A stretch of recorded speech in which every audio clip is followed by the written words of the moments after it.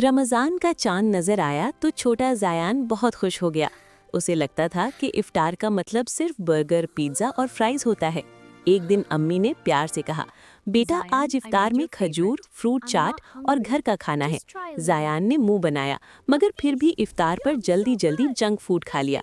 कुछ देर बाद वो थका हुआ महसूस करने लगा और बोला, अम्मी मुझे इतनी थकन क्यों हो रही है? तरावी में खड़ा हुआ तो उसकी टांगें भारी लगने लगीं और दिल भी सुस्त हो गया। अम्मी ने नरमी से समझाया, बेटा ज्यादा जंक फूड जिस्म को कमजोर और इबादत की ताकत को कम कर देता है। रात को ज़ायान ने ख्वाब देखा कि जंक फूड के मॉन्स्टर उसकी तवानाई चुरा रहे हैं, मगर फल, खजूर और पानी की रोशन फौज आई और उन्हें भगा दिया। अगले दिन ज़ायान ने खुशी से खजूर और फ्रूट चाट से रोज़ा खोला और खुद को तरोताज़ा महसूस किया। सबक ये है कि सेहतमंद इफ्तार हमें ताकतवर, खुश और इबादत के लिए तैयार बनाती है।